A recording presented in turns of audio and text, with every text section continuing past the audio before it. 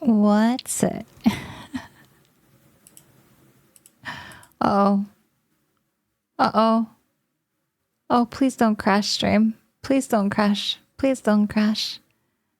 Please don't crash. Oh no. Oh no, guys.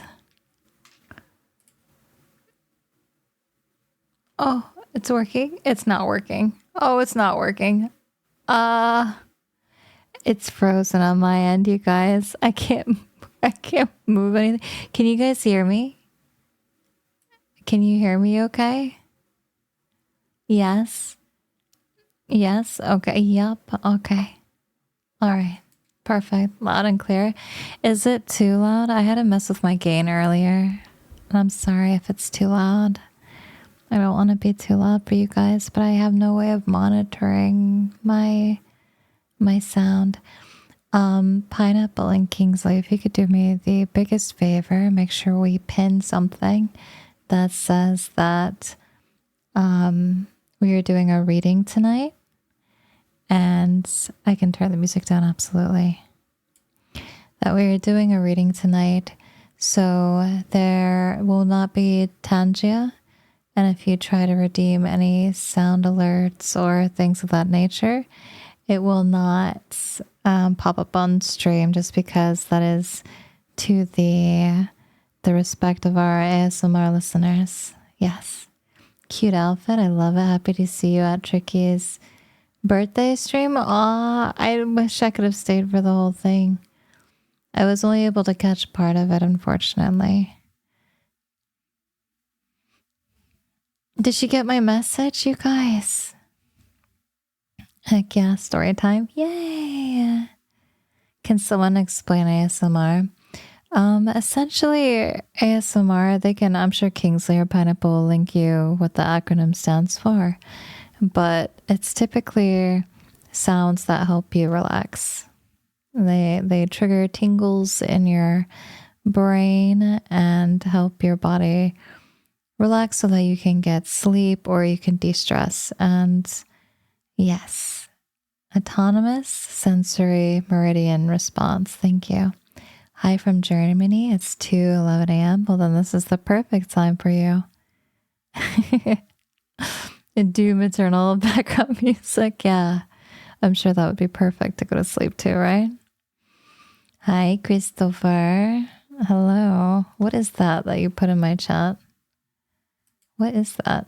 Guys, am I blind? I can't see. I'm squinting. I don't know what that is. Go to bed. It's 2 a.m. Jesus. Hi, Esteban. It's a whale. Oh, great. Okay, good. Fantastic. I'm not talking to you. All right. I'm new. I hope I enjoy this. I hope so as well. So typically I do very comfortable streams. I do goofy streams, and sometimes I'm just a big silly person and I do stuff to make people laugh. But today it is specifically to help people relax and unwind from their day. And if you've never read the book Pride and Prejudice, that is what I will be reading today. If you hate it, then that's absolutely okay. You don't have to be here. I will never make you stay here. Found you on TikTok a while ago. Found you from the ice cream store with your kid. Made me laugh. Aw, thank you, Blackjack. I have an update for that, by the way. If you guys would give me the absolute pleasure of telling you a story today, if that's okay. Habitalk, thank you so much for the tier 1. 3 more months, it'll be 2 years since I joined this awesome community with an awesome chinchilla. That's all fantastically sweet except for the last word in that sentence. Dang, so close. Dodge the high school class that read Pride and Prejudice. I mean, duck me, man. Bye. I love Pride and Prejudice. I did a whole I had a whole series, a deep study on Jane Austen. She's one of my favorite authors. And so, of course, I read many of her works, all the Bronte sisters to be exact. But Specifically, I love this story because it is written in such a way that it led me to fall in love with writing. And so I hope that you guys don't mind me sharing it with you today. I know no one asked, but I wanted to share. I can finally bench my own body. Zach, no, that's awesome. 264 pounds is sick, dude. Esteban, thank you for the tier 3. Thank you. Tier 3, tier 3, tier 3. Thank you, thank you. Okay. Story time, yes. So we're going to be reading Pride and Prejudice today, or I will at least, and you can listen. And then I will take pause between chapters if I must. If anyone needs to use the restroom or get a drink, then there will be a few minutes in between. I promise.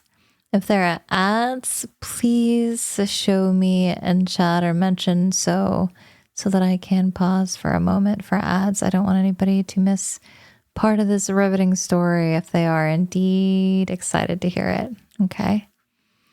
How far are we reading? I'm going to read as much as I can in a couple hours span. If you guys enjoy it, I will be happy to continue. So that you don't miss any of the story, but I will be surprised if that occurs. So I had a lovely day today. I went and picked up LB from school, and it was very funny because we've been having a mixture of missing items, forgotten items, if you will, for the first week of school, but that's okay. That's all right. So today I asked her if she got in the car, and I said, "Hi, do you have everything?" And she said, "Yes." And I found my pencil case. Her pencil case is a pencil pouch in which she thought that I had stolen from her backpack this morning. And she said she did not know where it was. And I said, "Oh, well, then you must have left it in class, darling. Please ask your teacher and ask your friends if they've seen it. It has her name on it. Should be fine." I am a thief, yes. And fortunately, she tells me, "Mama, I found it." And I said, "You found it? You found your pencil pouch?" She said, "Yes." I said, "Where was it?" She says, "My backpack." And I said, "Oh, your backpack. How interesting. However, could it have gotten there of all your backpack? You don't say." And she just sighed and, "Mama, I had to dig really far."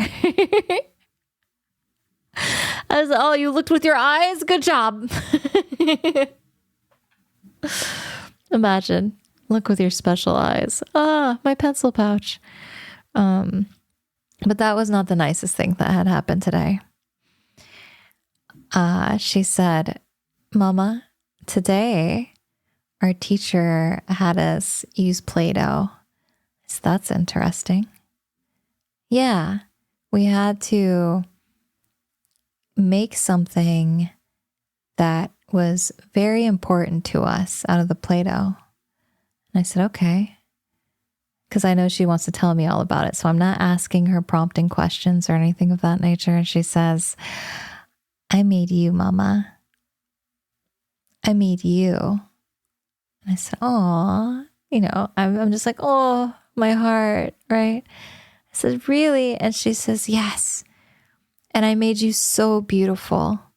And I said, "Really?" And she said, "Yeah, I made you so beautiful, Mama. But you were almost as beautiful as Aphrodite." "Oh, I was almost as beautiful as Aphrodite?" She said, "Yes." I said, "Oh, that's pretty good. That's pretty good." And she said, "Yeah." I was like, I don't want to be as beautiful as Aphrodite or more beautiful than Aphrodite. That would be dangerous." She said, "Yes. That's why I said almost as beautiful as Aphrodite. Because if I said You are more beautiful than Aphrodite. She might curse you. She might curse you, mama. I said, you're right, honey. I'm so glad you said I was almost as beautiful as Aphrodite. We don't want to anger the Greek gods.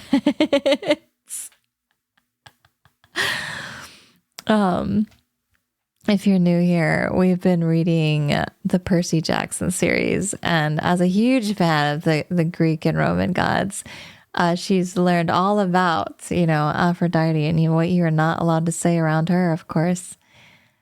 So she did me the honor of almost being as beautiful as Aphrodite, only to protect me, and I think that was pretty good today. That was my moment of the day today. Hello, I'm new here, but I found you over on YouTube. I adore your humor and the love you have for LB. You're such a wholesome, I was going to say worrisome duo, but I missed. We are also worrisome. Don't worry. I mean, yes, worry. Wait. Such a wholesome duo, and I wanted to come over here to support. Welcome, and so glad to have you here. Good. What good are we reading? We are going to be reading Pride and Prejudice. We are not going to be listening to this specific song while I read, though. Toccare con fuga in D minor. This is Bach, by the way. But yeah, we'll be reading Pride and Prejudice today, if you do not mind. We'll be starting with chapter 1. Oh, I need to change the view on this, please. I need.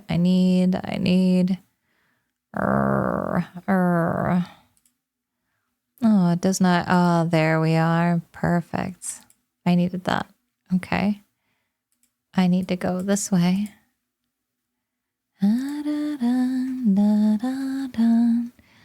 Gotta love a good boog. I'm doing my best, okay? I'm doing my best. If you've never heard this book before, again, we're going to be reading Pride and Prejudice by Jane Austen. She's one of the Bronte sisters. And it's a good book. I enjoy it immensely. And I'm happy to share with you Dark Mode Reader. Listen. I hope you are not bullying me from my dark mode. Surely you wouldn't be doing that, right? Not. You wouldn't be bullying me for that, would you? I use dark mode on everything. Good man. Good. Okay, let's see here. I don't think there is a dark mode for this. However, I was pretty certain there was. On. And. Okay. Yeah, not for this, unfortunately. That's wild. That's okay. That's okay. I just want to make sure I don't miss anything from you guys, possibly. And, okay, there's my book. Are you guys ready? Are you prepared? We do not need to have this wild music. I was trying to have public domain, like classical music too, but let's see if I can find the playlist that I really wanted. Was this it?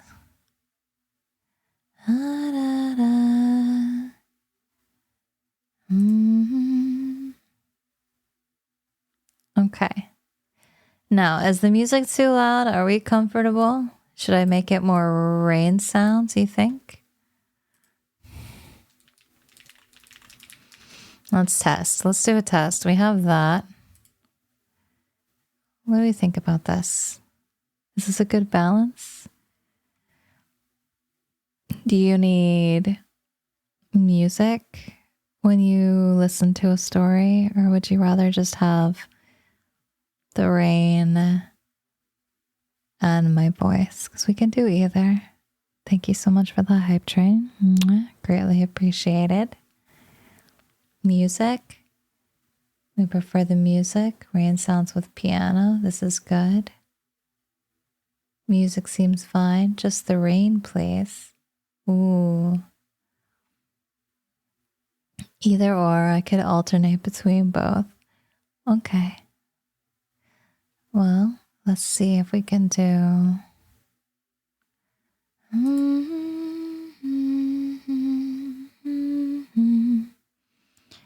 Good with both? Okay. Well, we'll do this for a little bit. If we get too sleepy, then I can, of course, switch over. But try to be doing last minute chores while listening before crashing tonight. I hope you're comfortable. I hope you have a good night. I'm glad that you're here today. So, without further ado, we will begin chapter 1 of Pride and Prejudice. Okay? Hi, Tofu. Hello. Hopefully I don't fall asleep. You are absolutely allowed to fall asleep. That's why we're here today. Okay? Your voice looks so sleepy.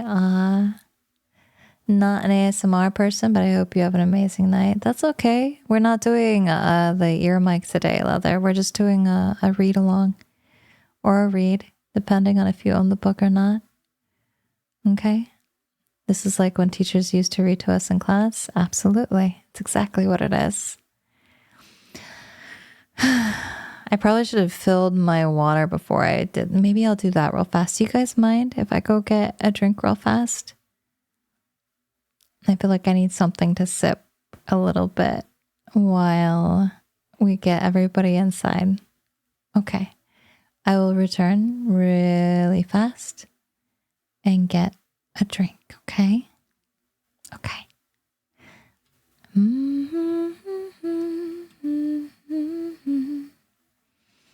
I'm not going to switch to the words on stream because I don't want to have the abrupt noises, okay? So, BRB. Okay, thank you, Pineapple.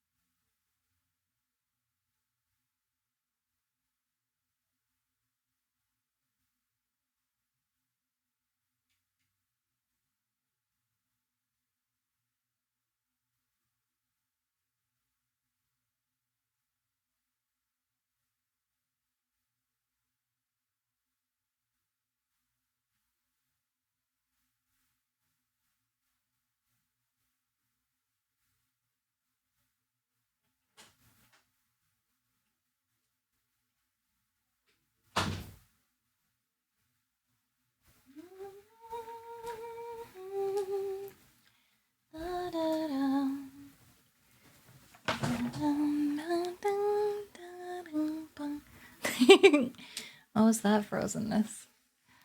She's not blinking, nothing. Perfect timing. Did I make it back just in time? Yeah, it was my eyes open. Eyes wide open. I'm back. Oh. Just as the ads finished. Perfect. Then only subs got to see how whack I looked. Perfect. All right. So tonight we are going to be reading Pride and Prejudice by Jane Austen. I will not be trying to stop in the middle of the story, but I will be reading what I can and pausing in between chapters, okay? I would love to have something a little bit more aesthetically pleasing on the screen, but I don't have that set up today, and I had a lot to do, so I know you guys don't mind, so it's okay. It's perfectly fine. Okay, let's do this and this. And this is perfect. I'm glad that you like it. I hope everybody enjoys the story. Chapter 1. It is a truth universally acknowledged that a single man in possession of a good fortune must be in want of a wife.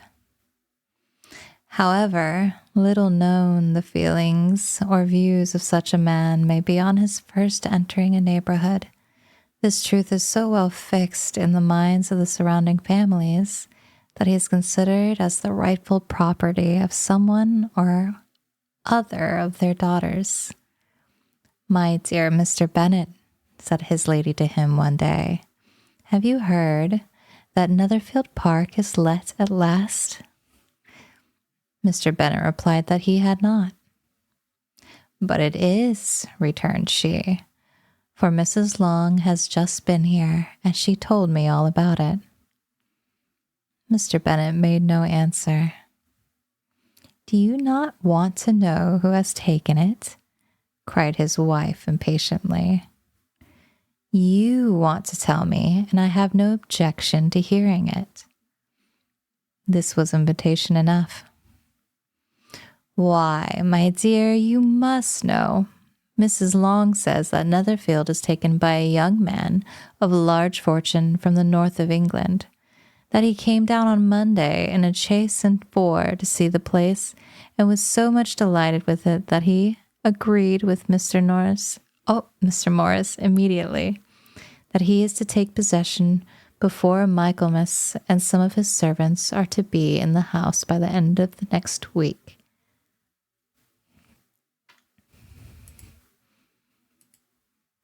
"What is his name?" "Bingley." "Is he married or single?" "Oh, single, my dear, to be sure. A single man of large fortune. 4,000 or 5,000 a year. What a fine thing for our girls." "How so? How can it affect them?"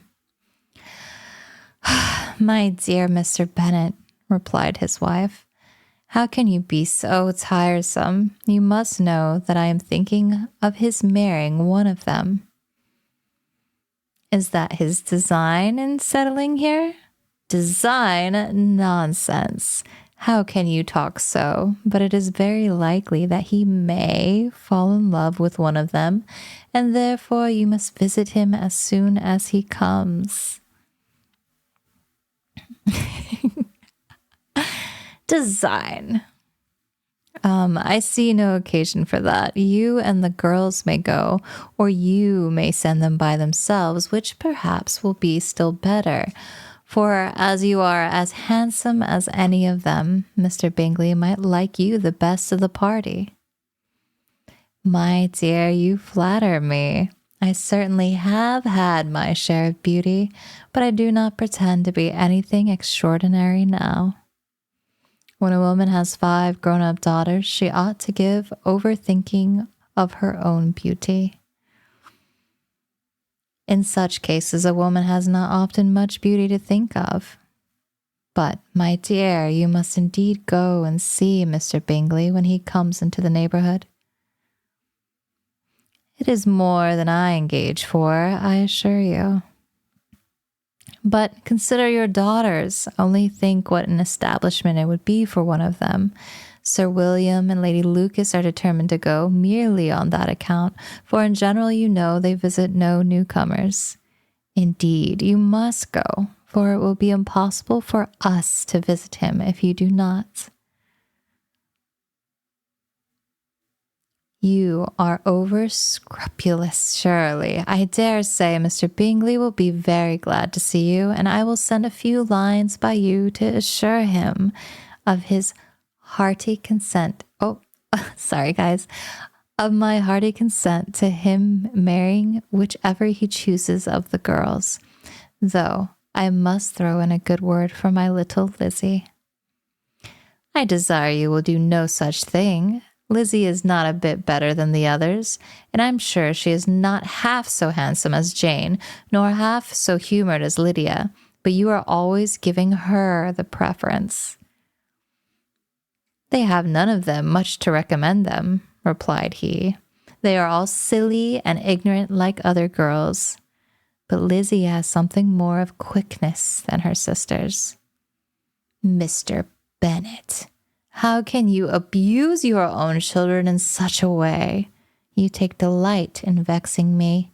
You have no compassion on my poor nerves. You mistake me, my dear. I have a high respect for your nerves. They are my old friends. I have heard you mention them with consideration these 20 years at least. You do not know what I suffer. But I hope you will get over it and live to see many young men of 4,000 a year come into the neighborhood.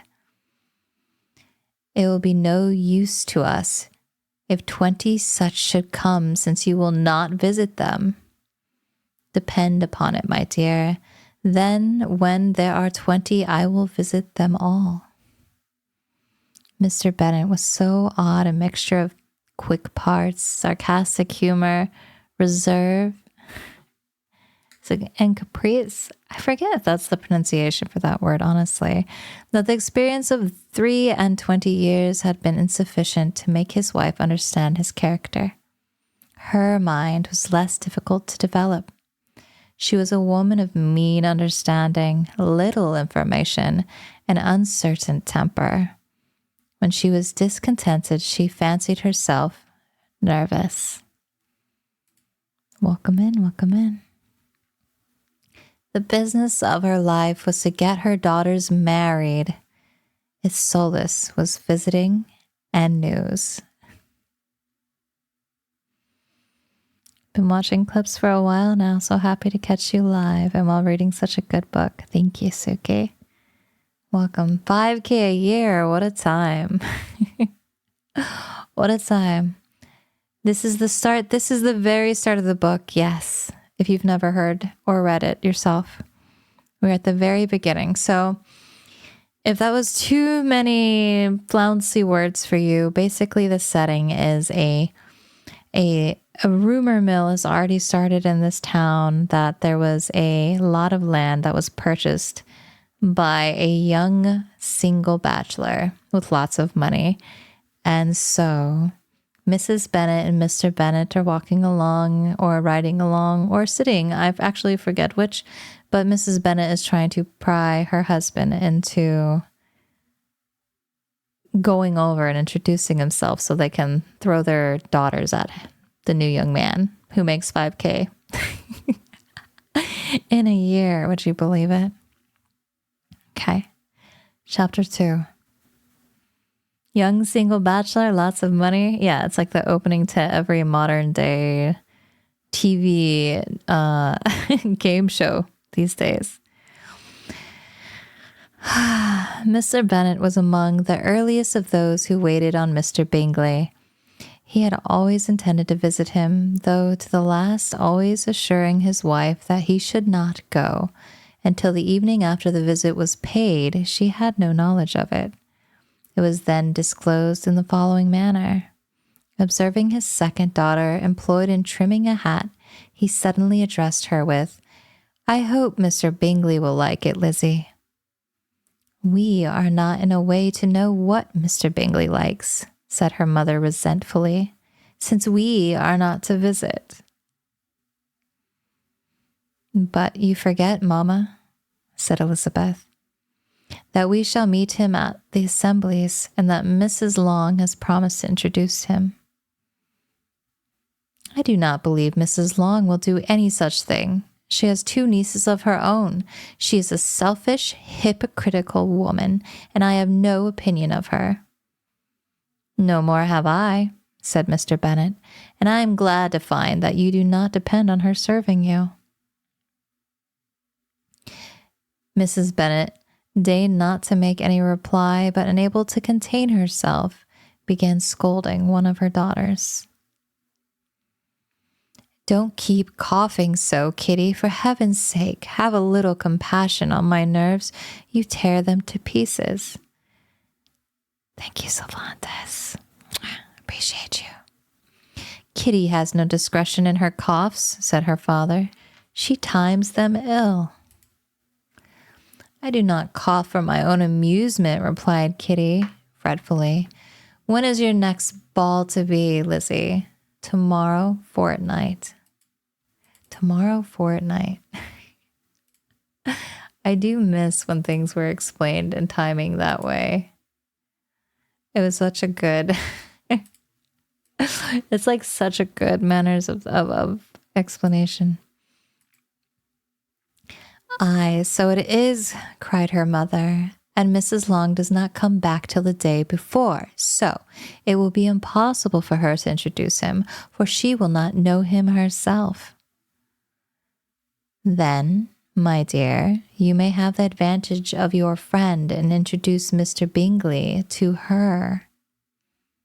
"Impossible, Mr. Bennet, impossible. When I am not acquainted with him myself, how can you be so teasing?"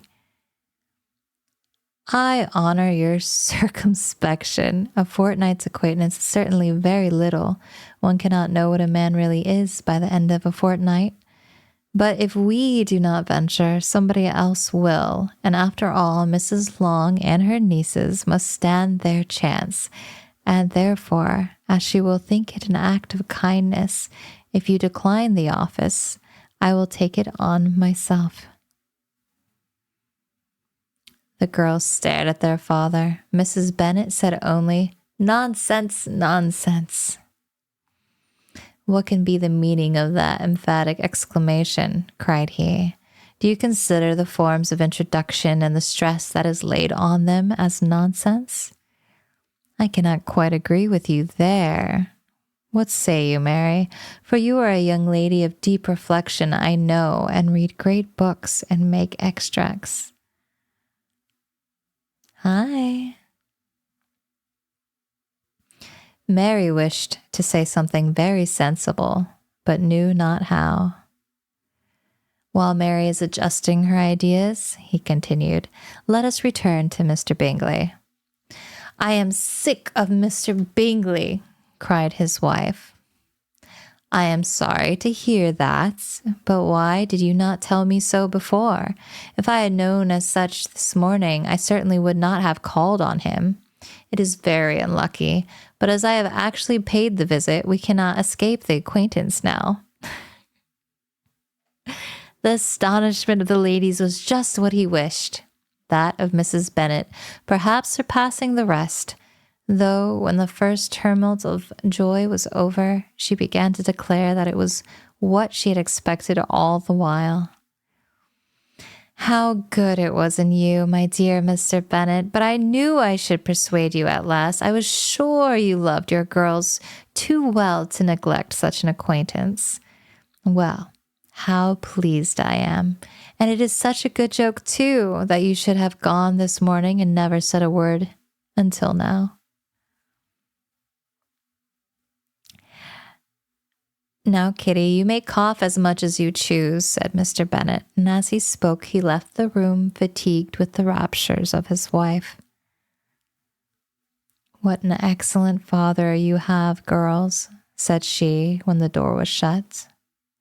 "I do not know how you will ever make him amends for his kindness, or me either, for that matter.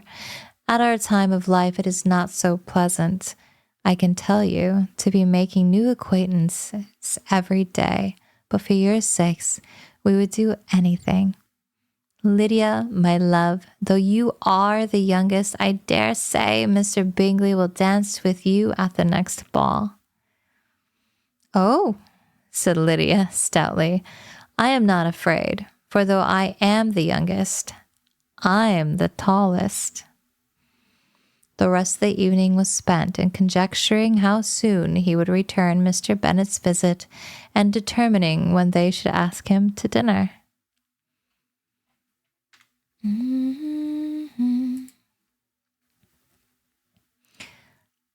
You just remember what Lydia does? Okay, no spoilers. No spoilers, okay? Be good. We have to behave.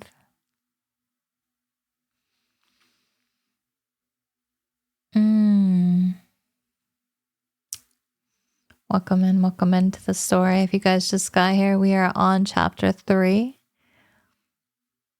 We are on chapter 3, and thank you so much for coming in and joining us today. Not all that Mrs. Bennet, however, with the assistance of her 5 daughters, could ask on the subject was sufficient to draw from her husband any satisfactory description of Mr. Bingley. They attacked him in various ways, with barefaced questions, ingenious suppositions, and distant surmises. But he eluded the skill of them all, and they were at last obliged to accept the second-hand intelligence of their neighbor, Lady Lucas. Her report was highly favorable. Sir William had been delighted with him. He was quite young, wonderfully handsome, extremely agreeable, and to crown the whole, he meant to be at the next assembly with a large party. Nothing could be more delightful. To be fond of dancing was a certain step towards falling in love, and very lively hopes of Mr. Bingley's heart were entertained.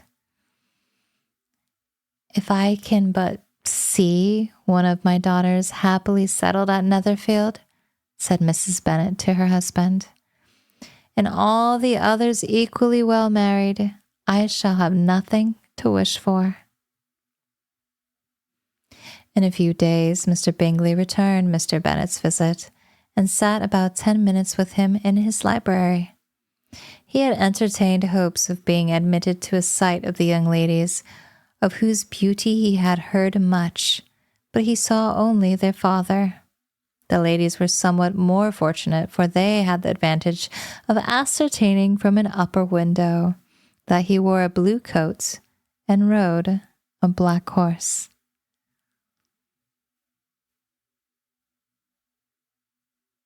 An invitation to dinner was soon afterwards dispatched, and already had Mrs. Bennet planned the courses that were to do credit to her housekeeping, when an answer arrived which deferred it all.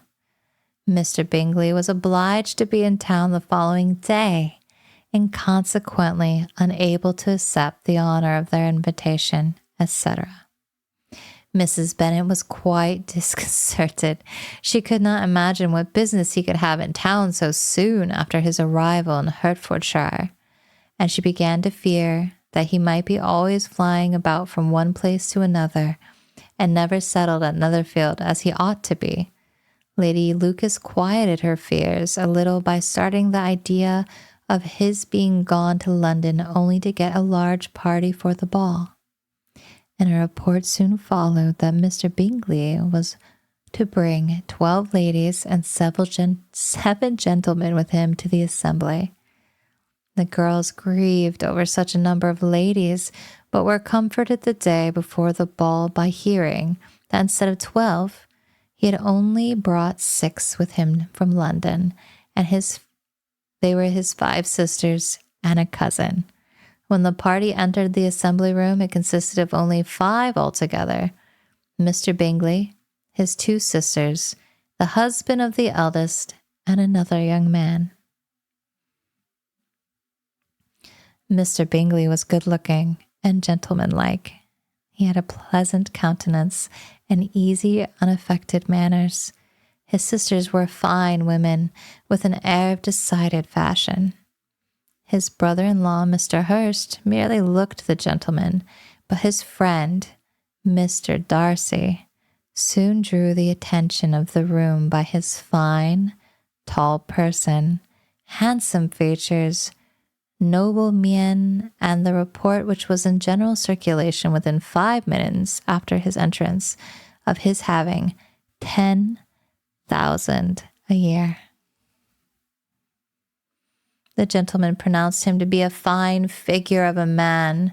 The ladies declared he was much handsomer than Mr. Bingley, and he was looked at with great admiration for about half the evening, till his manners gave a disgust which turned the tide of his popularity, for he was discovered to be proud, to be above his company, and above being pleased, and not all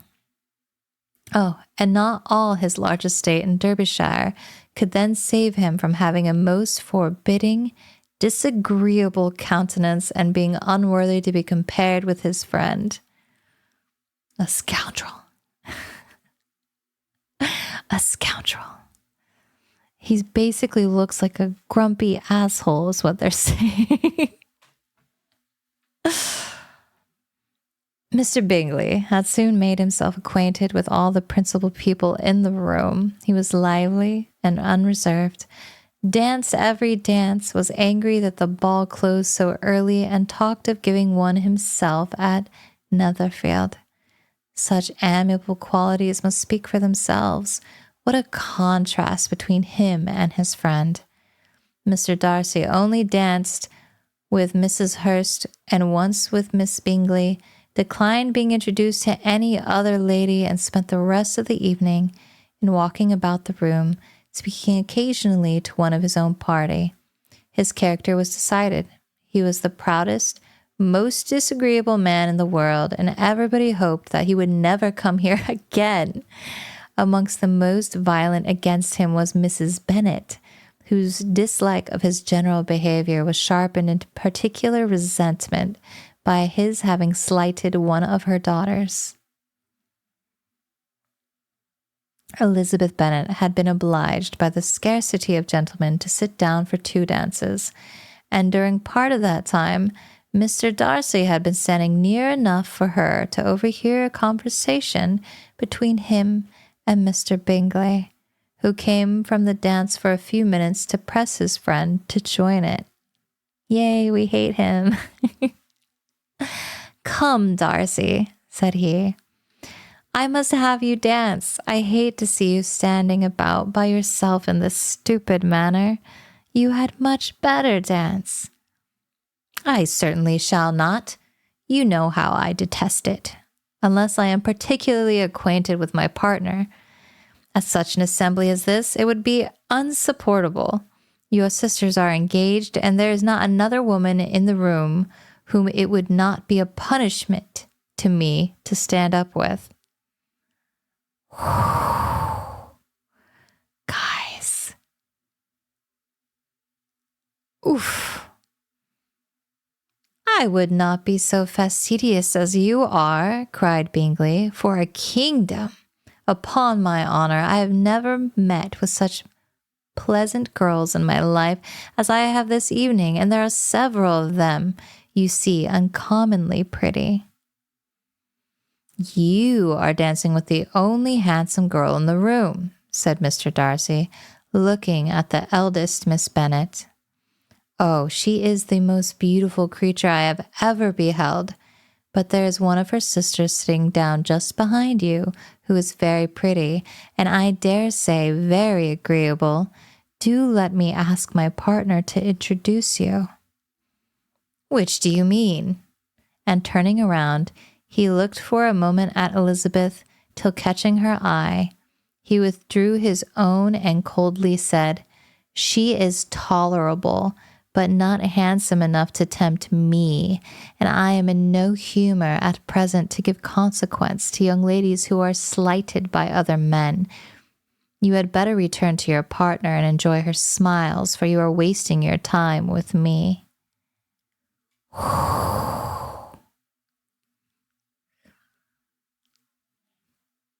Mr. Bingley followed his advice. Mr. Darcy walked off, and Elizabeth remained, with no very cordial feelings towards him. She told the story, however, with great spirit amongst her friends, for she had a lively, playful disposition, which delighted in anything ridiculous. The evening altogether passed off pleasantly to the whole family. Mrs. Bennet had seen her eldest daughter much admired by the Netherfield party. Mr. Bingley had danced with her twice, and she had been distinguished by his sisters. Jane was as much gratified by this as her mother could be, though in a quieter way. Elizabeth felt Jane's pleasure. Mary had heard herself mentioned to Miss Bingley as the most accomplished girl in the neighborhood, and Catherine and Lydia had been fortunate enough to be never without partners, which was all that they had yet learnt to care for at a ball. They returned, therefore, in good spirits to Longbourn, the village where they had lived, and of which they were the principal inhabitants. They found Mr. Bennet still up, and with a book he was regardless of time, and on the present occasion he had a good deal of curiosity as to the event of an evening which had raised such splendid expectations. He had rather hoped that all his wife's views on the stranger would be disappointed, but he soon found that he had a very different story to hear. "Oh, my dear Mr. Bennet," as she entered the room, "we have had a most delightful evening, a most excellent ball. I wish you had been there. Jane was so admired, nothing could be like it. Everybody said how well she looked, and Mr. Bingley thought her quite beautiful, and danced with her twice." "Only think of that, my dear. He actually danced with her twice, and she was the only creature in the room that he asked the second time. First of all, he asked Miss Lucas. I was so vexed to see him stand up with her, but however, he did not admire her at all. Indeed, nobody can, you know. And he seemed quite struck with Jane as she was going down the dance. So he inquired who she was and got introduced and asked for her the two next. Then the two third. He danced with Miss King, and the two fourth with Maria Lucas, and the two fifth with Jane again, and the two sixth with Lily, and the Bollinger. If he had any compassion for me," cried her husband impatiently, "he would not have danced half so much. For God's sake, say no more of his partners. Oh, say that he has sprained his ankle in the first dance." "Oh, my dear," continued Mrs. Bennet, "I am quite delighted with him. He is so excessively handsome, and his sisters are charming women. I never in my life saw anything more elegant than their dresses. I dare say the lace upon Mrs. Hurst's gown." Here she was interrupted again. Mr. Bennet protested against any description of finery. She was therefore obliged to seek another branch of the subject, and related, with much bitterness of spirit and some exaggeration, the shocking rudeness of Mr. Darcy. "But I can assure you," she added, "that Lizzie did not lose much by not suiting his fancy, for he is a most disagreeable, horrid man, not at all worth pleasing. So high and so conceited that there was no enduring him. He walked here and he walked there, fancying himself so very great, not handsome enough to dance with. I wish you had been there, my dear, to have given him one of your own set-downs. I quite detest the man." She hates him, guys. She does not like Mr. Darcy at all.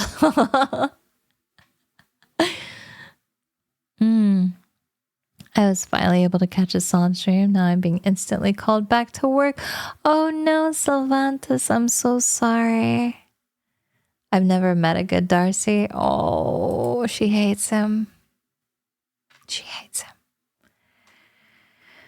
Whew. Is this okay, guys? Is this all right?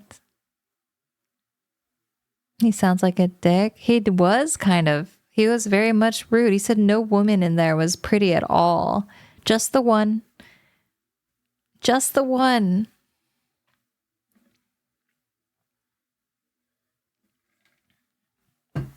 Hiya, Mac. Thank you so much for the tier 3.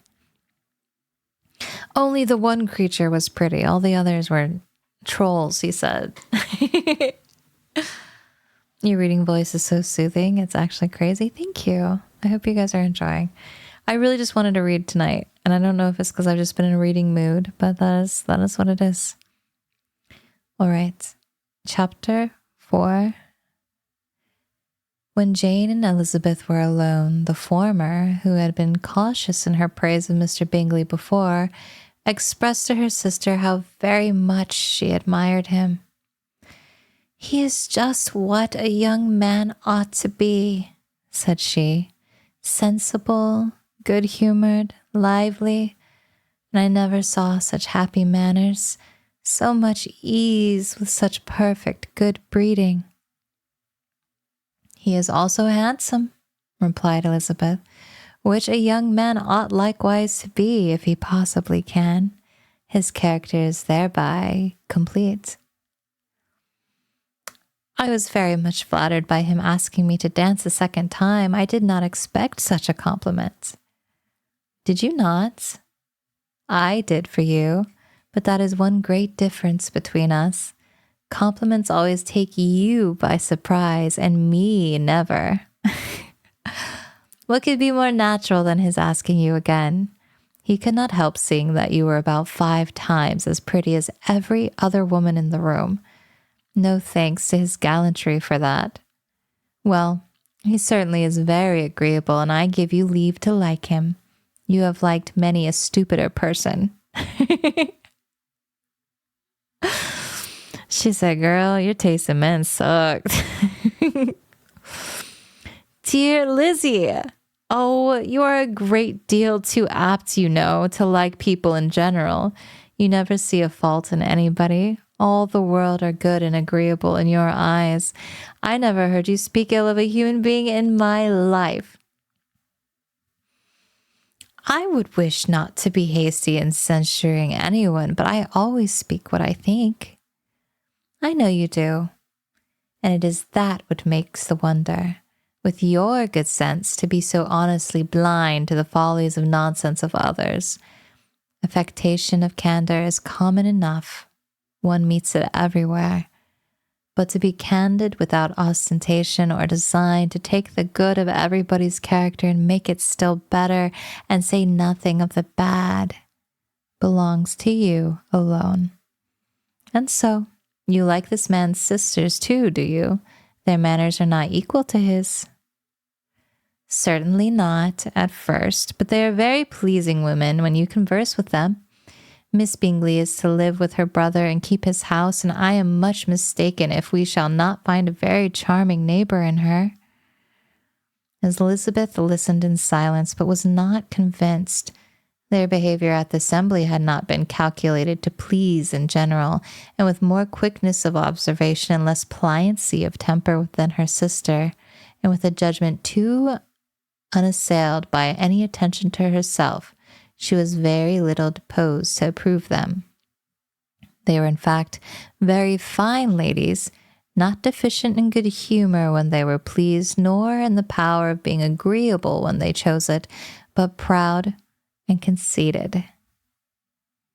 They were rather handsome, had been educated in one of the first private seminaries in town, had a fortune of £20,000, were in the habit of spending more than they ought, and of associating with people of rank, and they were therefore in every respect entitled to think well of themselves and meanly of others.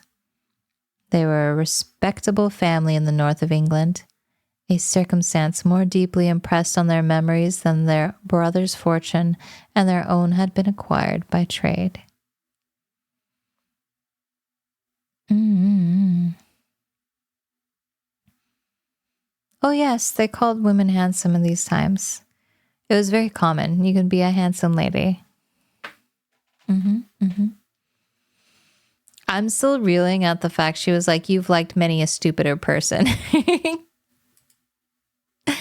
Mr. Bingley inherited property to the amount of nearly £100,000 from his father, who had intended to purchase an estate but did not live to do it. Mr. Bingley intended it likewise and sometimes made choice of his county, but as he was now provided with a good house and the liberty of a manor, it was doubtful to many of those who best knew the easiness of his temper, whether he might not spend the remainder of his days at Netherfield and leave the next generation to purchase.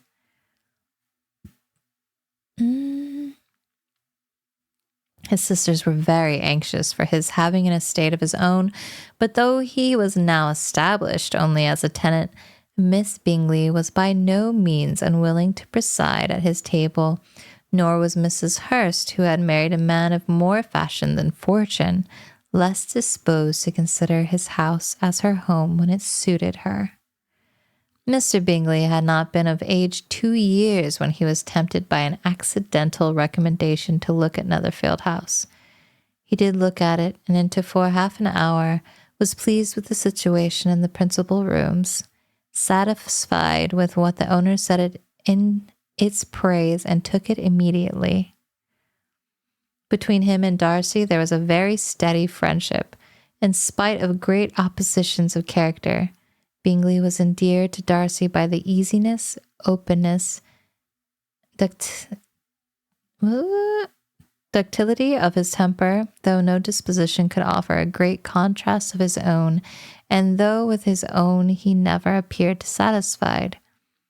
On the strength of Darcy's regard, Bingley had the firmest reliance, and of his judgment the highest opinion. In understanding, Darcy was the superior. Bingley was by no means deficient, but Darcy was clever.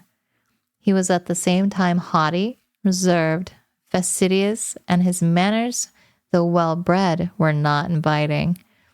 In that respect, his friend had greatly the advantage. Bingley was sure of being liked wherever he appeared.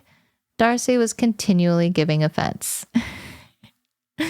The manner in which they spoke of the Meryton assembly was sufficiently characteristic. Bingley had never met with a pleasanter people or prettier girls in his life. Everybody had been most kind and attentive to him. There had been no formality, no stiffness.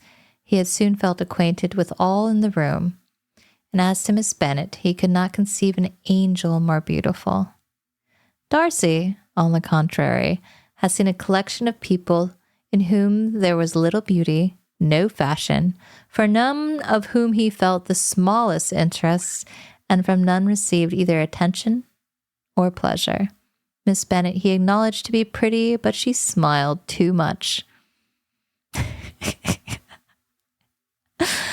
Mrs. Hurst and her sisters allowed it to be so, but still they admired her and liked her, and pronounced her to be a sweet girl, and one whom they should not object to know more of.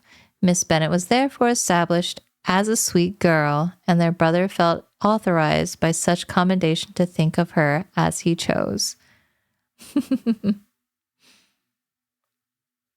She was a sweet girl.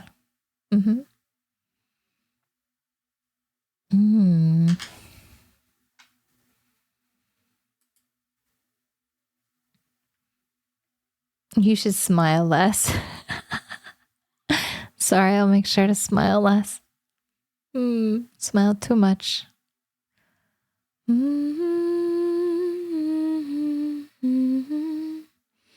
Chapter 5. Within a short walk of Longbourn lived a family with whom the Bennets were particularly intimate. Sir William Lucas had been formerly in trade in Meryton, where he had made a tolerable fortune and risen to the honour of knighthood by an address to the king. during his mayoralty. The distinction had perhaps been felt too strongly and given him a disgust to his business and to his residence in a small market town.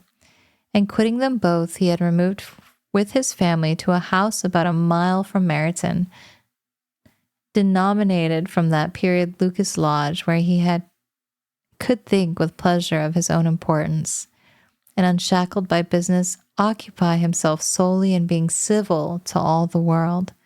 For though elated by his rank, it did not render him supercilious. On the contrary, he was all attention to everybody, by nature inoffensive, friendly, and obliging. His presentation at St. James had made him courteous. Lady Lucas was a very good kind of woman, not too clever to be a valuable neighbor to Mrs. Bennet. They had several children, the eldest of them, a sensible, intelligent young woman, about 27, was Elizabeth's intimate friend. That the Miss Lucases and the Miss Bennets should meet to talk over a ball was absolutely necessary, and the morning after the assembly brought the former to Longbourn to hear and to communicate. "You began the evening well, Charlotte," said Mrs. Bennet with civil self-command to Miss Lucas. "You were Mr. Bingley's first choice." "Yes, but he seemed to like his second better." "Oh, you mean Jane, I suppose, because he danced with her twice. To be sure, that did seem that he admired her. Indeed, I rather believe he did. I heard something about it, but I hardly know what. Something about Mr. Robinson?" "Perhaps you mean that I overheard between him and Mr. Robinson. Did not I mention it to you? Mr. Robinson's asking him how he liked our Meryton assemblies, and whether he did not think there were a great many pretty women in the room, and which he thought the prettiest, and his answering immediately to the last question, 'Oh, the eldest Miss Bennet.' Beyond a doubt, there cannot be two opinions on that point." "Upon my word. Well, that was very decided indeed. That does seem as if, but however, it may all come to nothing, you know." I feel like Mrs. Bennet sounds like my mom. Good night, Esteban. Have a good night. "My overhearings were more to the purpose than yours, Eliza," said Charlotte. "Mr. Darcy is not so well worth listening to as his friend, is he? Poor Eliza, to be only just tolerable." "I beg you would not put it into Lizzie's head to be vexed by his ill treatment, for he is such a disagreeable man that it would be quite a misfortune to be liked by him. Mrs. Long told me last night that he had sat close to her for half an hour without once opening his lips." "Are you quite sure, ma'am? Is not there a little mistake?" said Jane. "I certainly saw Mr. Darcy speaking to her." "Aye, because she asked him at last how he liked Netherfield, and he could not help answering her, but she said he seemed very angry at being spoken to." Good night. Have a good rest. "Miss Bingley told me," said Jane, "that he never speaks much unless among his most intimate acquaintance. With them he is remarkably agreeable." "I do not believe a word of it, my dear. If he had been so very agreeable, he would have talked to Mrs. Long, but I can guess how it was. Everybody says he ate it up with pride. I dare say he had heard somehow that Mrs. Long does not keep a carriage, and had come to the ball in a hack chaise." "I do not mind his not talking to Mrs. Long," said Miss Lucas, "but I wish he had danced with Eliza." "Another time, Lizzie," said her mother. "I would not dance with him if I were you." "I believe, ma'am, I may safely promise you never to dance with him." "His pride," said Miss Lucas, "does not offend me so much as pride often does, because there is no excuse for it." One cannot wonder that so very fine a young man with family, fortune, everything in his favor should think highly of himself. If I may so express it, he has a right to be proud." "That is very true," replied Elizabeth, "and I could easily forgive his pride if he had not mortified mine." "Pride," observed Mary, who piqued herself upon the solidity of her reflections, "is a very common failing, I believe. By all that I had ever read, I am convinced that it is very common indeed, that human nature is particularly prone to it, and that there are very few of us who do not cherish a feeling of self-complacency on the score of some quality or other, real or imaginary. Vanity and pride are different things, though the words are often used synonymously. A person may be proud without being vain. Pride relates more to our opinion of ourselves, vanity to what we would have others think of us." "If I were as rich as Mr. Darcy," cried a young Lucas who came with his sisters, "I should not care how proud I was. I would keep a pack of foxhounds and drink a bottle of wine every day." "Then you would drink a great deal more than you ought," said Mrs. Bennet. "And if I were to see you at it, I should take away your bottle directly." The boy protested that she should not. She continued to declare that she would, and the argument ended only with the visit. So this chapter is basically the neighbors got together to gossip. They got together to yak shop, you know. "Oh, did you see? Did you hear? Oh, but you got to dance with him. Oh, but you danced with him twice. And then that other one, we hate him." And they all agreed, we hate him.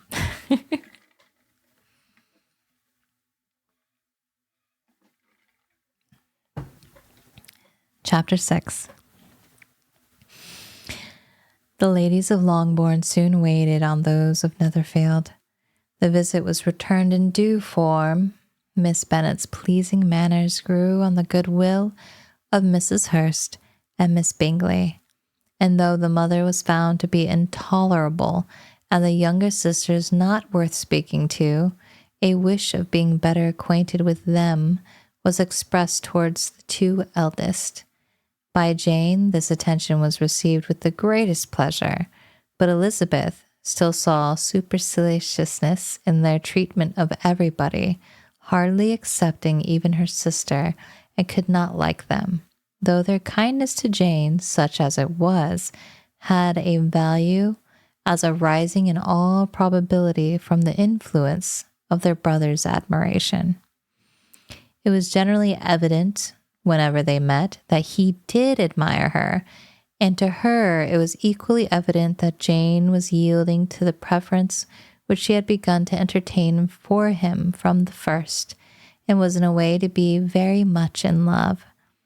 But she considered with pleasure that it was not likely to be discovered by the world in general, since Jane united with great strengths of feeling, a composure of temper, and a uniform cheerfulness of manner, which would guard her from the suspicions of the impertinent. She mentioned this to her friend, Miss Lucas.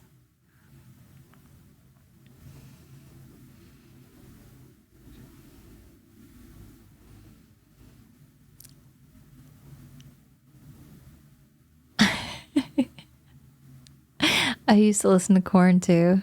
Brother. Okay.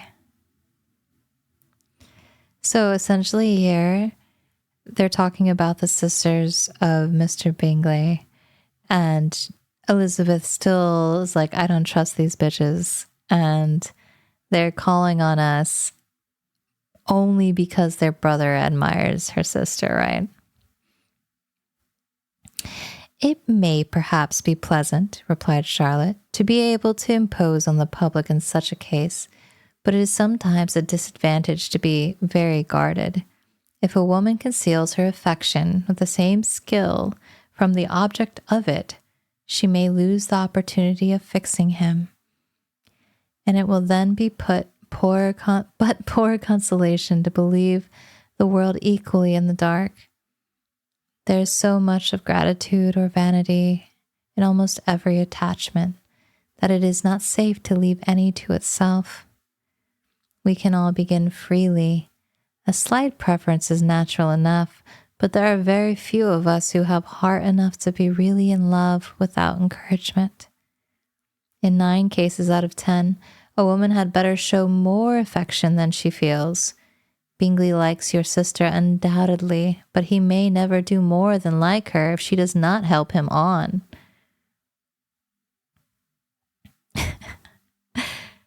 Charlotte's saying, women kind of hide how they feel. They try to guard. But if you hide how you feel towards a man that you like, and they have no idea, then they are not going to think you like them. That's basically the flat out what she's saying here. But she does help him on as much as her nature will allow. If I can perceive her regard for him, he must be a simpleton indeed not to discover it too. Remember, Eliza, that he does not know Jane's disposition as you do. But if a woman is partial to a man and does not endeavor to conceal it, he must find it out. Perhaps he must, if he sees enough of her. But though Bingley and Jane meet tolerably often, it is never for many hours together, and as they always see each other in large mixed parties, it is impossible that every moment should be employed in conversing together. Jane should therefore make the most of every half hour in which she can command his attention. When she is secure of him, there will be leisure for falling in love as much as she chooses.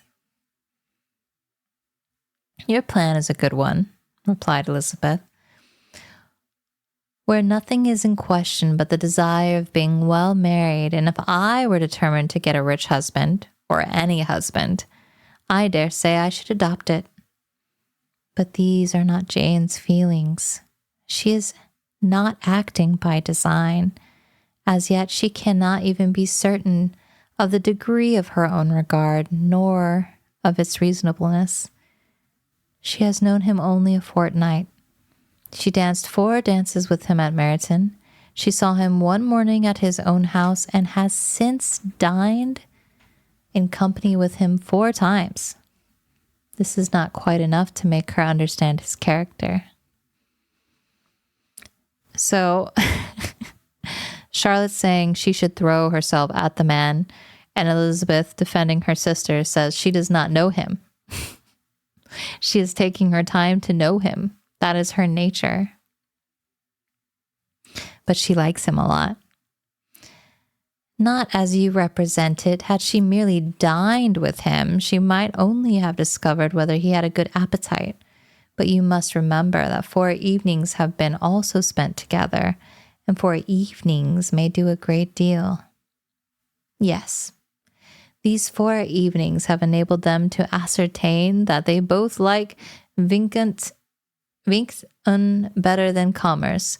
But with respect to any other leading characteristic, I do not imagine that much has been unfolded. Well, said Charlotte, I wish Jane success with all my heart. And if she were married to him tomorrow, I should think she has a good chance of happiness, as if she were to be studying his character for a 12-month. Happiness in marriage is entirely a matter of chance. If the disposition of the parties are ever so well known to each other, or ever so similar beforehand, it does not advance their felicity in the least. They always continue to grow sufficiently unlike afterwards to have their share of vexation, and it is better to know as little as possible of the defects of the person with whom you are to pass your life. You make me laugh, Charlotte, but it is not sound. You know it is not sound, and that you would never act in this way yourself. Occupied in observing Mr. Bingley's attentions to her sister, Elizabeth was far from suspecting that she was herself becoming an object of some interest in the eyes of his friend, Mr. Darcy. Mr. Darcy had at first scarcely allowed her to be pretty. He had looked at her without admiration at the ball, and when they next met, he looked at her only to criticize.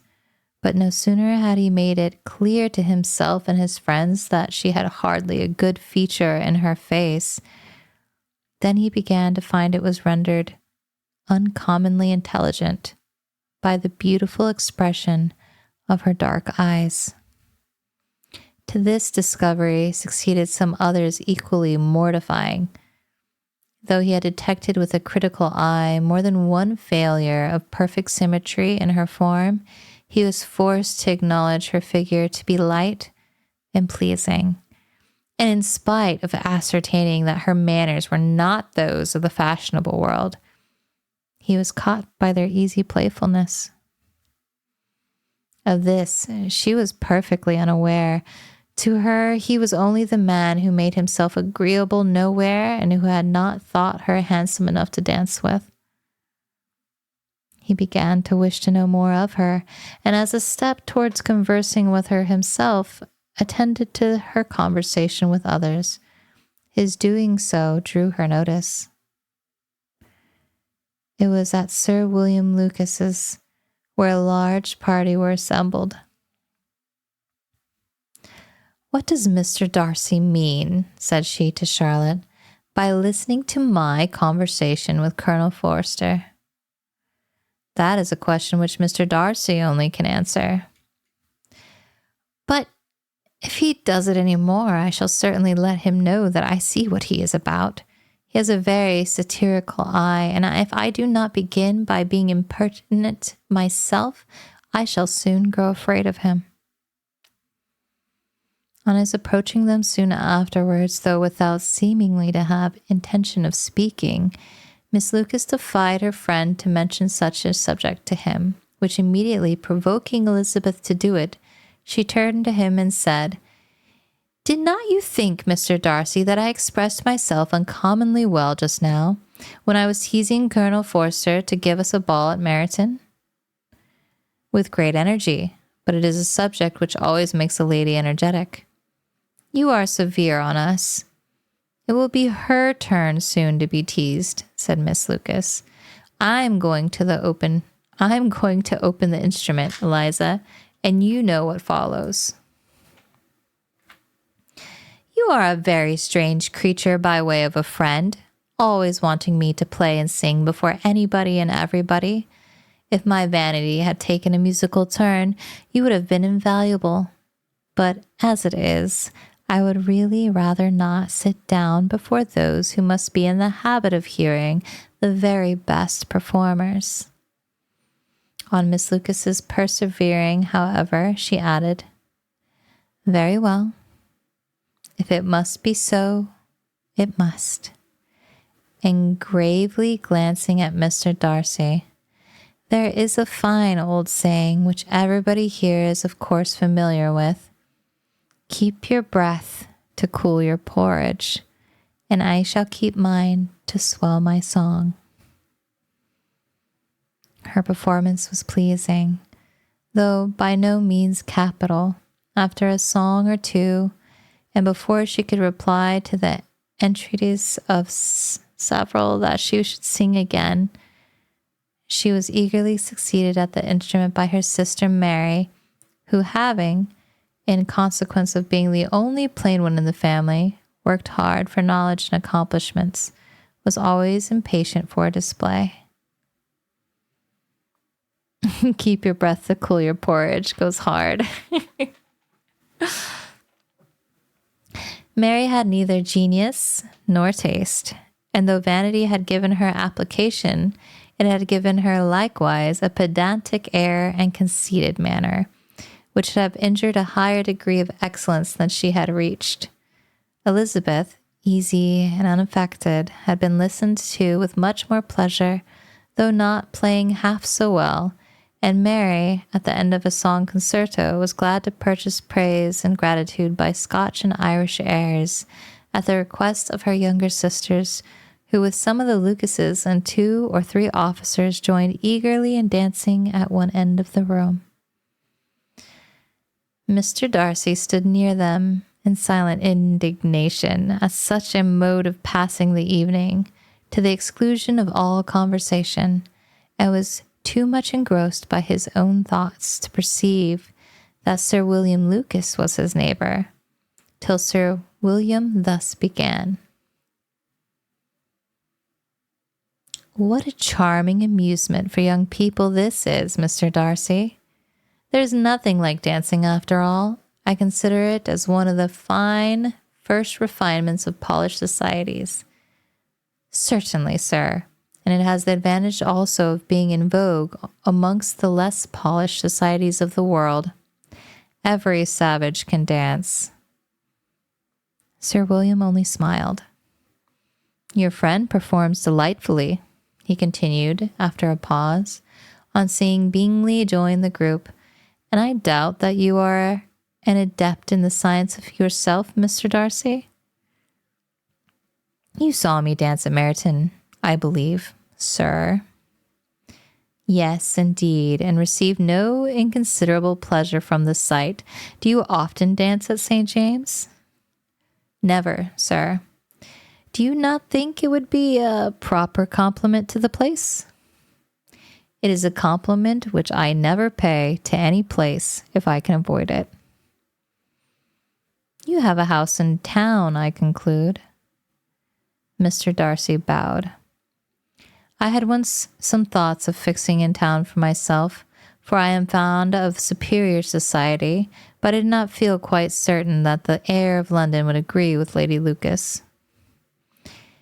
He paused in hopes of an answer, but his companion was not disposed to make any, and Elizabeth at the instant moving towards them, he was struck with the notion of doing a very gallant thing, and called out to her, My dear Miss Eliza, why are you not dancing? Mr. Darcy, you must allow me to present this young lady to you as a very desirable partner. You cannot refuse to dance, I am sure, when so much beauty is before you.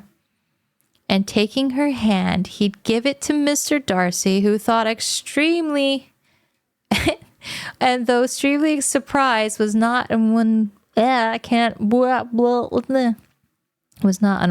receive it, when she instantly drew back and said with some discomposure to Sir William, Indeed, sir, I have not the least intention of dancing. I entreat you not to suppose that I move this way in order to beg for a partner. Mr. Darcy, with grave propriety, requested to be allowed the honor of her hand, but in vain. Elizabeth was determined, nor did Sir William at all shake her purpose by his attempt at persuasion. You excel so much in the dance, Miss Eliza, that is cruel to deny me the happiness of seeing you. And though this gentleman dislikes the amusement in general, he can have no objection, I am sure, to oblige us for the 1/2 hour.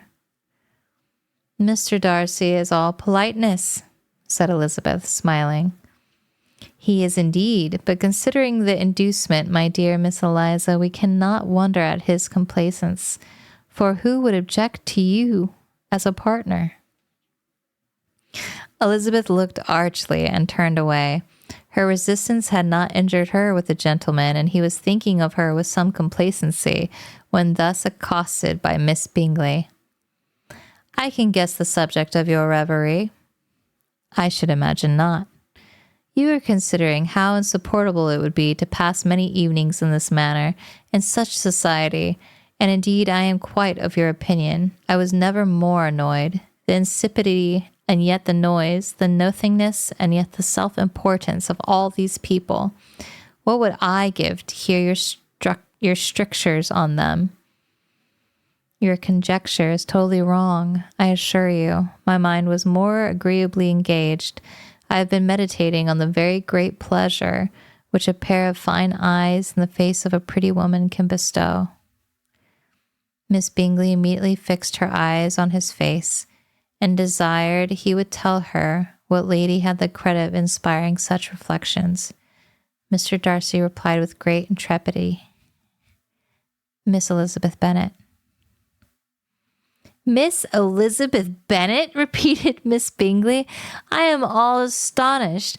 How long has she been such a favorite? And pray, when am I to wish you joy? That is exactly the question which I expect you to ask. A lady's imagination is very rapid. It jumps from admiration to love, from love to matrimony in a moment. I knew you would be wishing me joy. Nay, if you are so serious about it, I shall consider the matter as absolutely settled. You will have a charming mother-in-law, indeed, and of course she will always be at Pemberley with you.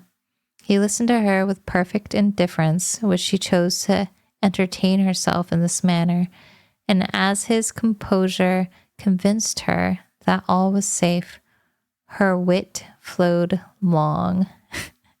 Nay, these hoes. Oh my goodness.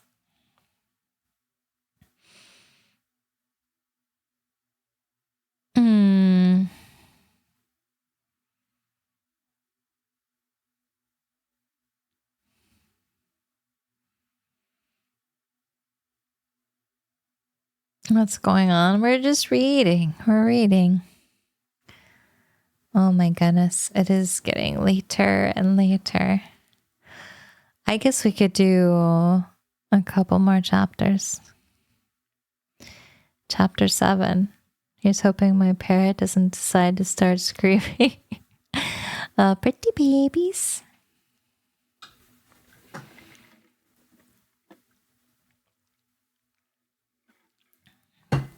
Yeah, I'll upload this VOD to YouTube. No worries. Hi, YouTube. Okay.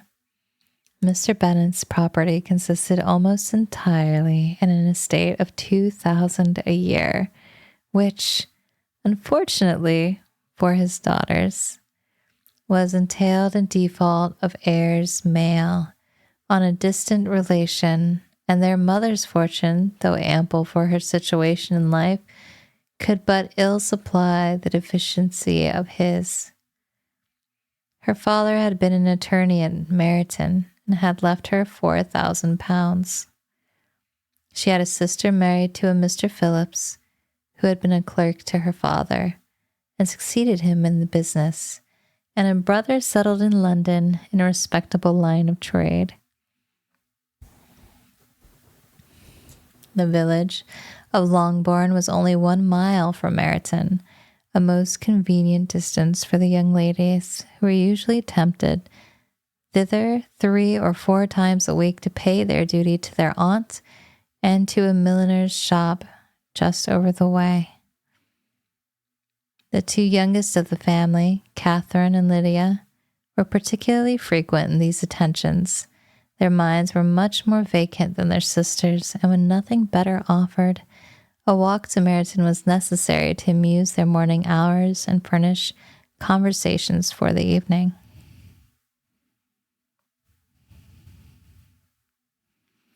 And however bare of news the country in general might be, they always contrived to learn some from their aunt. At present, indeed, they were well supplied both with the news and happiness by the recent arrival of the militia regiment in the neighborhood. It was to remain the whole winter, and Meryton was the headquarters.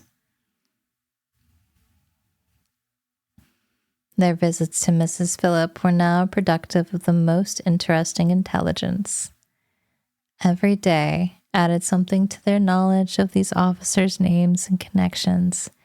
Their lodgings were not long a secret, and at length they began to know the officers themselves.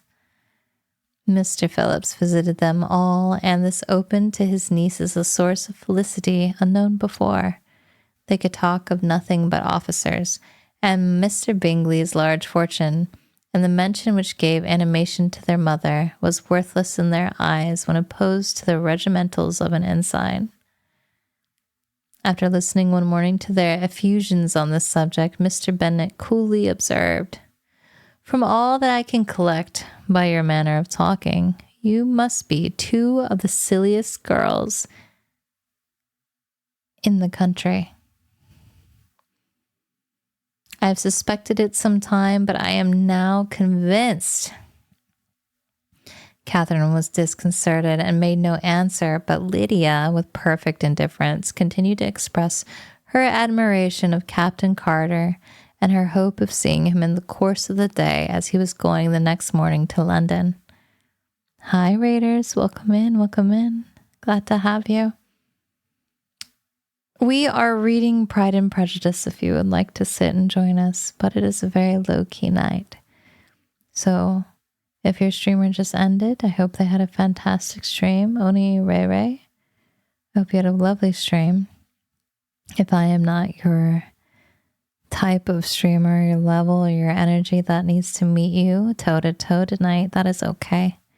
No hard feelings, and I hope you have a great night. But if you'd like to be comfortable and listen to some reading of Pride and Prejudice, you're more than welcome to be here. These Victorian era hussies, I swear, I'm saying strumpets.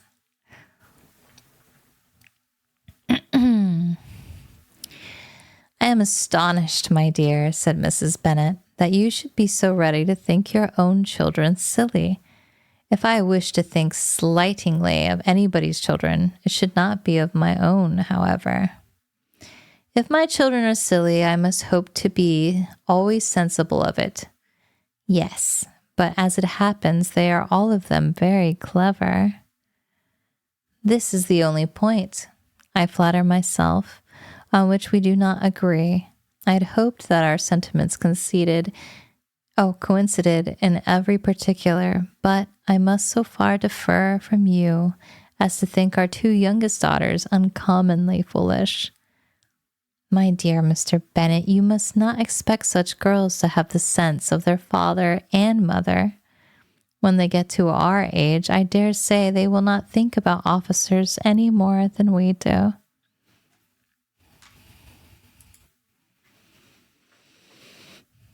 I remember the time when I liked a red coat myself very well. And indeed, so I do still at my heart.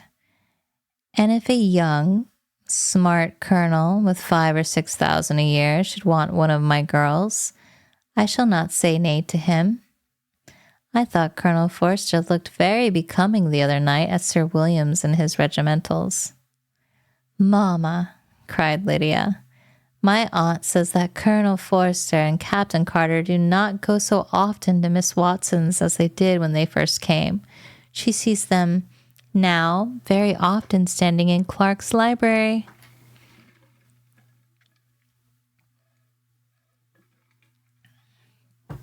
Mrs. Bennet was prevented replying by the entrance of the footman with a note from Miss Bennet. It came from Netherfield, and the servant waited for an answer. Mrs. Bennet's eyes sparkled with pleasure, and she was eagerly calling out while her daughter read. Well, Jane, who's it from? What's it about? What does it say? Well, Jane, make haste and tell us. Make haste, my love. It is from Miss Bingley, said Jane, and read it aloud. My dear friend, if you are not so compassionate as to dine today with Louisa and me, we shall be in danger of hating each other for the rest of our lives, for a whole day's tete-a-tete between two women can never end without a quarrel. Come as soon as you can on the receipt of this. My brother and the gentlemen are to dine with the officers. Yours ever, Caroline Bingley. With the officers, cried Lydia. I wondered my aunt did not tell us of that. Dining out, said Mrs. Bennet. That is very unlucky. Can I have the carriage? said Jane. No, my dear, you had better go on horseback, because it seems likely to rain, and then you must stay all night. That would be a good scheme, said Elizabeth, if you were sure that they would not offer to send her home. Oh, but the gentlemen will have Mr. Bingley's chaise to go to Meryton, and the Hursts have no horse to theirs. I had much rather go in the coach. Do you guys hear this? Her mom's like, take a horse. because if it rains, you have to stay there all night.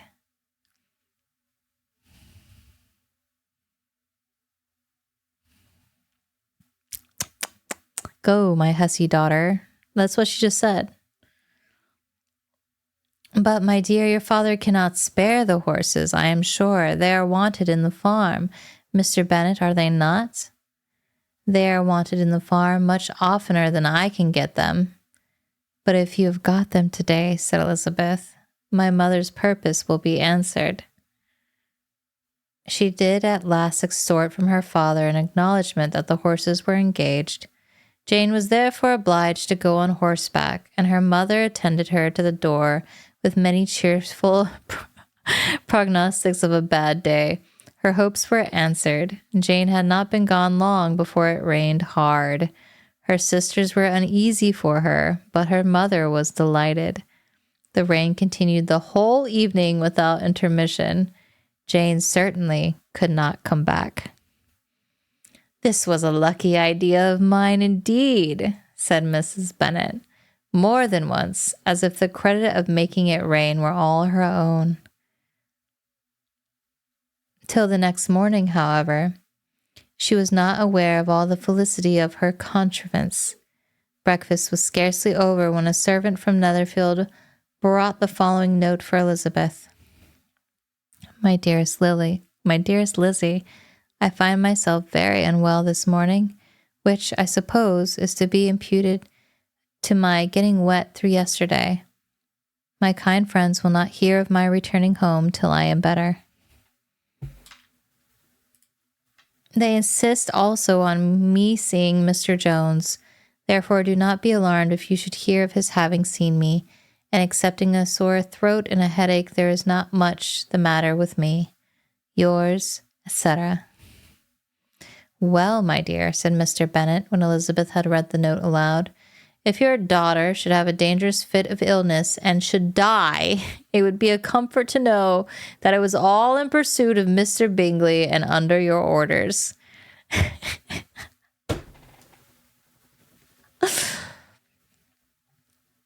Damn. Her dad just said, if our daughter dies, at least she was chasing a man. Because you told her to. I am not at all afraid of her dying. People do not die of a little trifling cold. She will be taken good care of. As long as she stays there, it is all very well.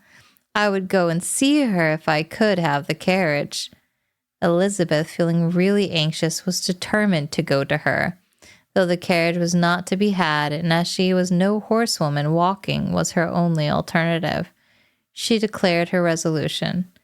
How can you be so silly, cried her mother, as to think of such a thing in all this dirt? You will not be fit to be seen once you get there. I shall be very fit to see Jane, which is all I want. Is this a hint to me, Lizzie, said her father, to send for the horses? No, indeed, I do not wish to avoid the walk. The distance is nothing. When one has a motive, only 3 miles. I shall be back by dinner. I admire the activity of your benevolence, observed Mary, but very impulse of feeling should be guided by reason, and, in my opinion, exertion should always be in proportion to what is required. We will go as far as Meryton with you, said Catherine and Lydia. Elizabeth accepted their company, and the 3 young ladies set off together. If we make haste, said Lydia as they walked along, perhaps we can see something of Captain Carter before he goes. In Meryton they parted. The 2 youngest repaired to the lodgings of one of the officers' wives, and Elizabeth continued her walk alone, crossing field after field at a quick pace, jumping over stiles and springing over puddles with impatient activity, and finding herself at last within the view of the house, with weary ankles, dirty stockings, and a face glowing with the warmth of exercise. She was shown into the breakfast parlor, where all but Jane were assembled, and where her appearance created a great deal of surprise. That she should have walked 3 miles so early in the day, in such dirty weather and by herself was almost incredible to Mrs. Hurst and Miss Bingley, and Elizabeth was convinced that they held her in contempt for it. She was received, however, very politely by them, and in their brother's manners there was something better than politeness. There was good humor and kindness. Mr. Darcy said very little, and Mr. Hurst nothing at all. The former was divided between admiration of the brilliancy which exercise had given to her complexion, and doubt as to the occasions justifying her coming so far alone. The latter was thinking only of his breakfast. So Darcy's sitting here like, she looks really nice with flushed cheeks, and she has to have some balls to come all this way. And Hurst was like, man, I love sausage. Her enquiries after her sister were not very favorably answered. Miss Bennet had slept ill, and though up, was very feverish and not well enough to leave her room. Elizabeth was glad to be taken to her immediately, and Jane, who had only been withheld by the fear of giving alarm or inconvenience from expressing in her note how much she longed for such a visit, was delighted at her entrance. She was not equal, however, to much conversation, and when Miss Bingley left them together, could attempt little beside expressions of gratitude for the extraordinary kindness she was treated with. Elizabeth silently attended her. When breakfast was over, they were joined by the sisters, and Elizabeth began to like them herself when she saw how much affection and solicitude they showed for Jane.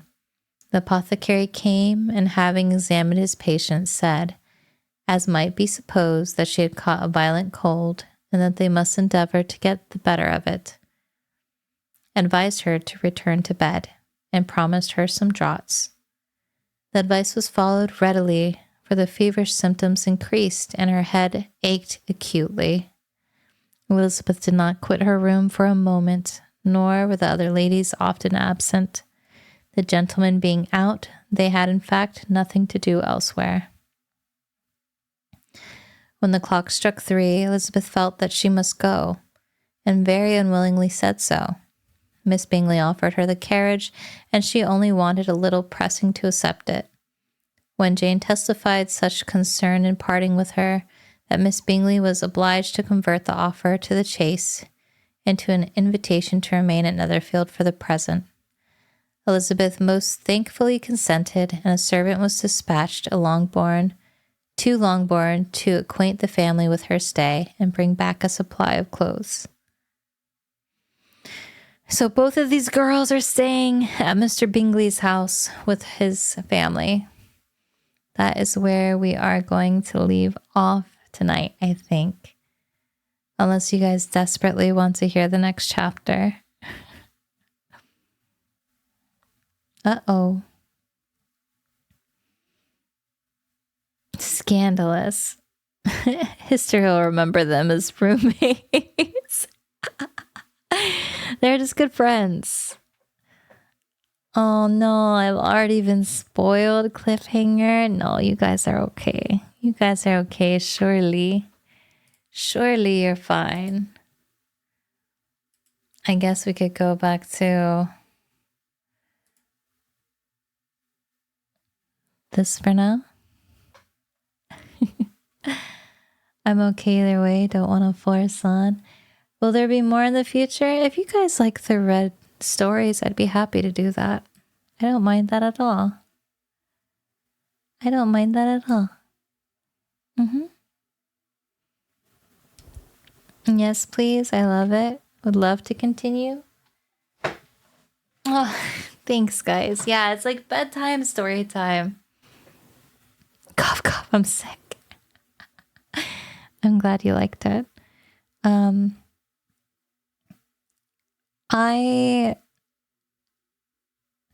don't know. Maybe it's the teacher in me. Maybe I just miss reading to my kids. I read to my own kid, but it's different reading 4 people and 2 people. More stories, good stuff. Perhaps Frankenstein someday. Frankenstein is a good story as well. What chapter did you end on so I can keep note? I believe we are on chapter 8. We just finished chapter 7. Yes. I thoroughly enjoyed it so much. I'm glad that you like it. Are we at your adopted kids now? For bedtime, sure. I'm melting from the reading so far, but I can be patient for the follow-up. Aww. I will try to read. I promise you guys. I could even try to reread it so that we don't have all the like stream interactions if I just read it on a screen with like a good cozy fire crackling setting. I'm sure that it'll be fine. I could upload those onto the ASMR channel for you guys if you are so if you are enjoying them so much. I will be very much inclined. Get some good rest. I'm sure the change for the school week has been tough on your sleep schedule. It's definitely been something, but I did a lot today. I got up early. I dropped off LB at school, and then I walked Pippin for a good amount. We jogged a little even. And then after I got her inside, I ate breakfast. I had yogurt with pecans and walnuts and honey and green apples. And I sprinkled some cinnamon on top of that. And after that, I went for a swim. I went to the community pool and swam some laps and stretched and worked my shoulder and everything. It was a good day, I think. I think it was a good day. Yeah. I did a lot. I'm proud of me. I hope you're proud of yourselves too. I hope you guys are taking time for yourself and getting in a new routine and setting goals for yourselves. You're living the life. I am only living more now than I have ever lived. And that's saying a lot. I am living more now than I have ever lived. I'm not proud of me. I'm logged into work right now. I'm so sorry, Kingsley. Why are you logged into work? Silly. I'm proud of you, Kingsley. Thanks, Hawk. All right, don't forget chapter 8 in Pride and Prejudice, okay? And if I can't stream it, I will record it and upload it. You have my word. You have my word. They will only be on the ASMR channel, though. They won't be on like the VOD channel or the main shorts channel or anything. Okay, guys? If you don't know what those are, they're on YouTube. We have a different Wareham Classics book club. Yeah. Tomorrow's another collab. That is correct. We have a collab tomorrow with some of the good nerds. Holy moly's and Treya. I'm gonna bark. Okay, hold on.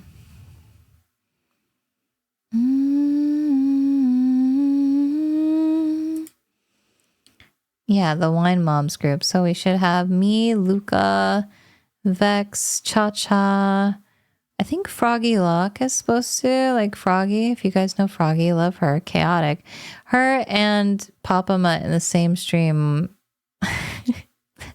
It's going to be a good loud time, I'm sure. But yeah. I hope you guys come and join us tomorrow evening. It's Papa Mutt's was kind enough to invite me to it. I love Papa. They're chaotic.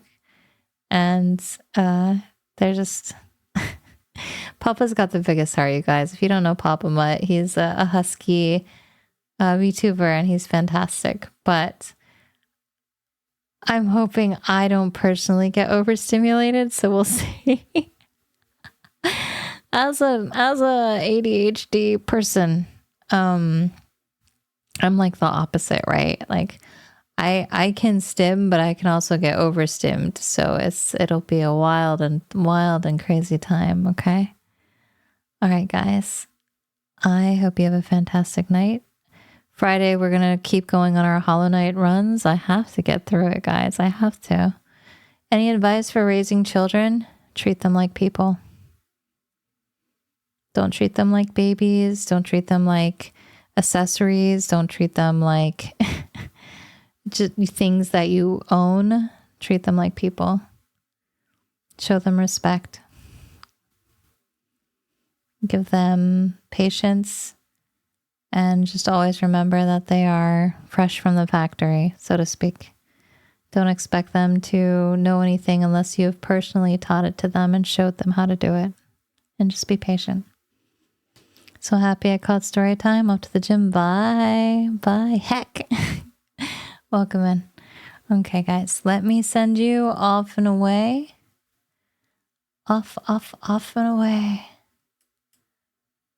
I don't want to do too much craziness. Where somewhere? Da, da, da, da, da. Da, da, da, da, da, da. Dun, dun. Da, dun, da, dun, dun. Oh, new model. Well, this is gonna totally...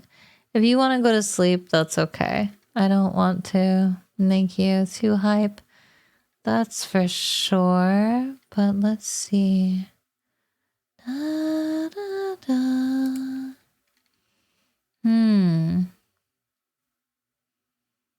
I want to send you guys somewhere like really chill, but it's like a lot of people are playing hype hype games, party games, wild games. And I know that there's like I really want to raid Tricky just because it's her debut and she's got her new alien model, so to speak. And so if you are staying up and you'd like somewhere silly to go, that's okay. But if you are off to bed, that's fine. Okay? So have a lovely day. It was Tricky's birthday. Yes, that's why I want to raid 100%. It was Tricky's birthday. She just debuted her new model. It was done by Riku. It looks fantastic. She is like